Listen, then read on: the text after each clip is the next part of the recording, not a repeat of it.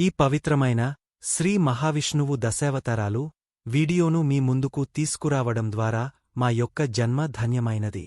ఈ ప్రయాణంలో సహాయపడిన పండితులు మరియు ఆధ్యాత్మిక గురువులు గ్రంథాల ఆధారంగా ప్రామాణికమైన సమాచారం అందించినందుకు వారికి ప్రత్యేక ధన్యవాదాలు.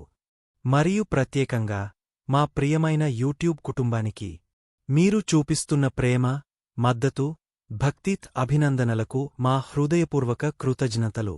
ఈ పవిత్ర గాథను ఆస్వాదిస్తూ మీరందరూ దైవ ఆశీస్సులు పొందాలని కోరుకుంటూ ఓం నమో నారాయణాయ. ఓం నమో నారాయణాయ. ఓం నమో నారాయణాయ. ఓం నమో నారాయణాయ. ఓం నమో నారాయణాయ. శాంతకరం భుజగశయనం పద్మనాభం సురేశం విశ్వధరం గగనసదృశం మేఘవర్ణం శుభంగం లక్ష్మీకాంతం కమలనయనం యోగి హృదయగమ్యం. పురాణ కాలంలో మహాప్రళయం సంభవించబోతుందని తెలుసుకున్న భగవంతుడు శ్రీమహావిష్ణువు మత్స్యావతారం ధరించాడు. సత్యవ్రత మహారాజుకు ఒక చిన్న చేపగా దర్శనమిచ్చి ఆ తరువాత భారీ మత్స్యరూపం పొందాడు. వేదాలను రక్షించేందుకు హయగ్రీవాసురుని సంహరించి మానవజాతిని పరిరక్షించాడు. ఇది దశావతారాలలో తొలి అవతారం. పాలసముద్ర మథనంలో మంథర పర్వతం కొట్టుకుపోకుండా ఉంచేందుకు భగవంతుడు కూర్మావతారం ధరిస్తాడు. మహావిష్ణువు పెద్ద తాబేలుగా మారి తన వీపుపై మంథర పర్వతాన్ని ధరించి దేవతలు, దానవులు అమృతాన్ని పొందేలా సహాయం చేస్తాడు. హిరణ్యాక్షుడు భూమిని సముద్రండుగులో దాచిపెట్టగా భగవంతుడు శ్రీ మహావిష్ణువు వరాహ రూపం ధరిస్తాడు. ఒక గొప్ప వరాహంగా అవతరించి తన పొడవాటి దవడలతో ధూమిని పైకి ఎత్తి హిరణ్యాక్షునితో భీకర యుద్ధం చేసి అతన్ని సంహరించి భూమిని తిరిగి తన స్థితికి చేర్చాడు. ఇది ధర్మాన్ని రక్షించేందుకు శ్రీహరి స్వీకరించిన మూడో అవతారం. హిరణ్యకశిపుడు భగవంతుడిని తిరస్కరించి తన కుమారుడు ప్రహ్లాదుడి హరిభక్తిని చూసి కోపగించుకున్నాడు. బ్రహ్మ వరప్రభావంతో అతనిని చంపడం అసాధ్యమయ్యే స్థితిలో విష్ణువు సగం మనిషి, సగం సింహం రూపంలో అవతరించాడు. మిట్టమధ్యాహ్నం సమయం ద్వారపు అంచున తన పదునైన గొర్లతో హిరణ్యకశిపుని హృదయాన్ని చీల్చి ప్రహ్లాదునికి రక్షకుడయ్యాడు. బలిచక్రవర్తి భూదానం చేస్తున్న సమయంలో శ్రీమహావిష్ణువు వామన అవతారంగా త్రివిక్రముడిగా ప్రత్యక్షమయ్యాడు. 3 అడుగుల భూమి అడిగాడు. 1 అడుగుతో భూమిని, 2 అడుగుతో ఆకాశాన్ని కప్పాడు. 3 అడుగు కోసం బలిచక్రవర్తి తన తల ఇచ్చాడు. అలా ఆయన వినయాన్ని చూసి పాతాళలోకాన్ని పాలించేందుకు అనుగ్రహించాడు. పరశురాముడు విష్ణువు 6వ అవతారం.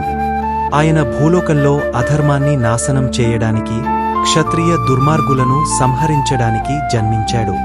పరశు ఆయుధాన్ని ధరించి 21 సార్లు అహంకారపు రాజులను సంహరించాడు.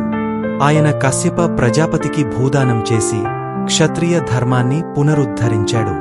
తరువాత మహేంద్రగిరి పర్వతముపై తపస్సును చేస్తూ ఇప్పటికీ జీవించి చిరంజీవులలో ఒకడిగా ఉన్నాడు.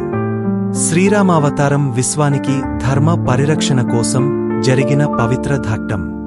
దశరథ మహారాజు కుమారుడిగా జన్మించిన రాముడు సీతాదేవిని కలసి అరణ్యవాసం చేపట్టి రావణాసురుని సంహరించి భూలోకానికి నీతి, ధర్మాన్ని స్థాపించాడు.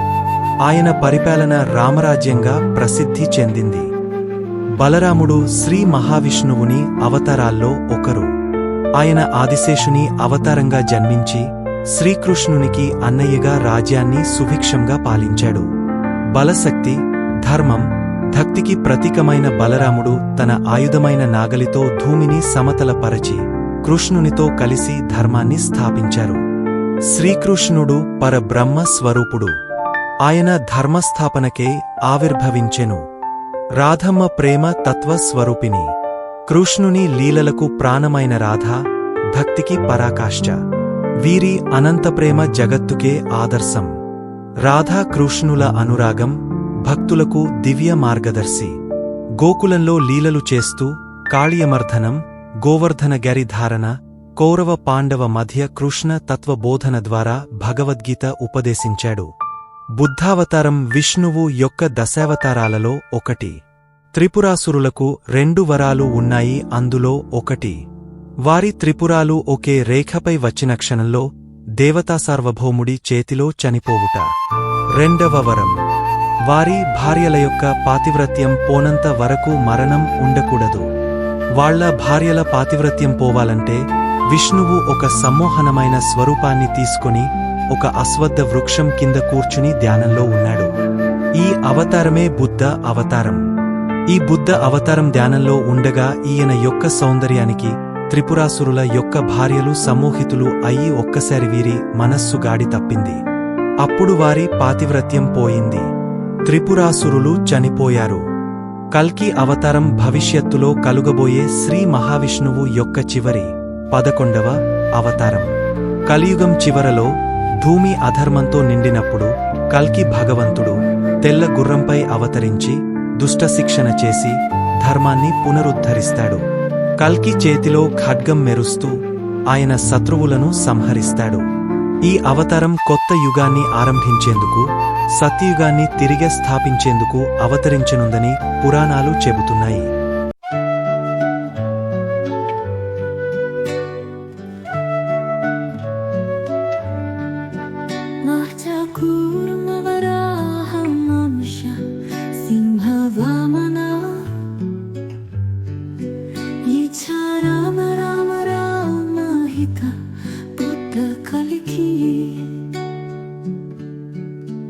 నందుగావు కేశవ నారాయణ మాధవ మన్నించు గోవింద విష్ణు మధుసూదన వందన త్రివిక్రమ